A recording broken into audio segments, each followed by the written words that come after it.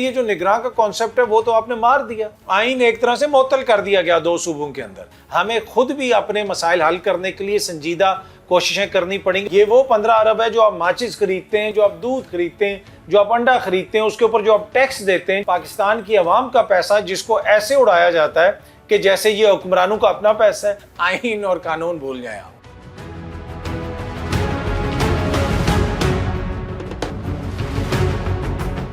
देखिए, गैर जानिबदार शख्सियत का जिक्र है कि शख्सियत गैर जानिबदार होनी चाहिए जो भी निगरान शख्सियत हो। तो मेरे ख्याल में कोई ऐसी कदगन तो नहीं है कि अगर माजी में वो कोई सियासत करते रहे हों, इस वक्त अगर सियासत से आउट हों और सबको उसके ऊपर इतफाक़ हो, तो उसमें मुझे कोई कदगन तो नहीं लगती। हमने देखा कि माजी में सियासी शख्सियात बनी भी हैं, तो मुझे तो लगता है कि अगर कोई ऐसी मौजूद शख्सियत हो वो बन सकती है। लेकिन जिस किस्म के नाम इस वक्त सामने आ रहे हैं, क्या उसमें गैर जानिबदारी आपको कहीं पे नज़र आ रही है? निगरान जो सेटअप है उसके लिए जो सबसे इंपॉर्टेंट चीज़ है वो क्या है? गैर जानिबदारी।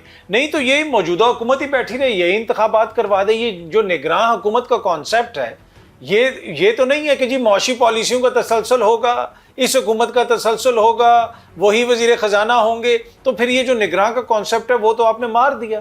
तो ये तो अकल और समझ मानती नहीं है ना, मंतक मानती नहीं है। बुनियादी तौर पे जो हुकूमत है उसने जाना है, जो निगरान हुकूमत आएगी उसका कोई ताल्लुक नहीं उस हुकूमत से। वो अपना काम करेगी, गैर जानिबदार साफ शफाफ इंतखाबात करवाएगी और चली जाएगी।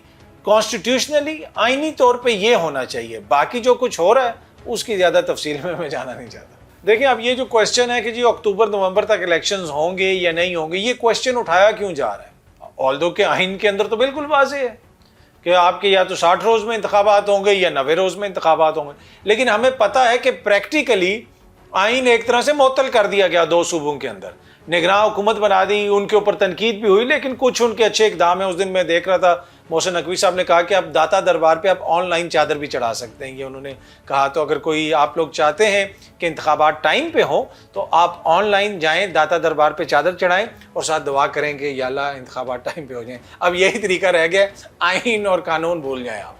देखिए, इतनी जल्दी तो चीज़ें हल नहीं होंगी ना। मसला ये है कि पाकिस्तान की मईशत के जो मसाइल हैं वो कोई किसी एक दौरे से या एक प्रोजेक्ट से एकदम से हल नहीं होंगे। इसमें बरस लगेंगे, अगर दहाइयाँ ना भी लगी तो बरस लगेंगे जब चीज़ें बेहतर होने में। तो ऑब्वियसली बड़ा इंपॉर्टेंट है, CPEC एक इम्पॉर्टेंट इकनॉमिक इनिशिएटिव है, उसकी कामयाबी बड़ी ज़रूरी है। उसकी वजह से हमने देखा खित्ते के अंदर कुछ लोगों को प्रॉब्लम भी थी, कुछ ममालिक को प्रॉब्लम भी थी, जिस किस्म के बयानात आते रहे, तो उससे तो कोई इनकार नहीं कर सकता। लेकिन ये तासुर रखना कि जनाब वो कोई और आएगा तो वो हमारे मसाइल हल कर देगा, चीन आएगा तो इन्वेस्टमेंट करेगा तो ये हो जाएगा, वो हो जाएगा, ऐसा नहीं। हमें खुद भी अपने मसाइल हल करने के लिए संजीदा कोशिशें करनी पड़ेंगी और जो हमारी इकॉनमी है उसको बेहतर करना पड़ेगा। और वो तब तक बेहतर नहीं हो सकती जब तक मुल्क के अंदर डॉलर आना नहीं शुरू होंगे। और डॉलर किस तरह आएंगे? जब आपकी एक्सपोर्ट्स बढ़ेंगी। जब आपकी एक्सपोर्ट्स नीचे जा रही हैं, आपकी रेमिटेंसेस नीचे जा रही हैं, तो फिर उस सूरत में आप कितनी लॉन्ग टर्म मौशी अपनी तरक्की कर सकते हैं, वो एक बहुत बड़ा सवालिया निशान है। और छोटा सा चीज़ इसमें ऐड कर दूँ, चीन की तरक्की का राज क्या है?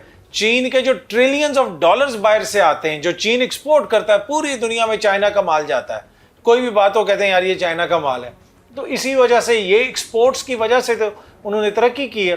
तो ये बहुत ज़रूरी है कि हम जो कुछ भी करें एक्सपोर्ट करें, चाहे वो कंप्यूटर रिलेटेड हो, सॉफ्टवेयर रिलेटेड हो, सर्विसेज रिलेटेड हो या मैन्युफैक्चरिंग रिलेटेड हो। जब तक उसमें इजाफा नहीं होगा, मुझे नहीं लगता कि लॉन्ग टर्म हम अपने गोल अचीव कर सकेंगे। जी बिल्कुल, बड़ा अच्छा है कि किसी को तो रिलीफ मिल रहा है ना, उनको 15 अरब की। वो पिछले दिनों में एक क्लिप भी देख रहा था, कोई किसी टीवी चैनल पे खातून आई हुई थी, उन्होंने कहा कि अब हम PTI वालों को सपोर्ट नहीं करते, इसलिए कि मेरे बाबा सरकारी मुलाजिम थे, तो जब वो PTI की हुकूमत थी तो उन्होंने कहा था कि हम मुफ्त बिजली नहीं देंगे। तो अब ये जो हुकूमत आई, इन्होंने कहा हम मुफ्त बिजली देंगे।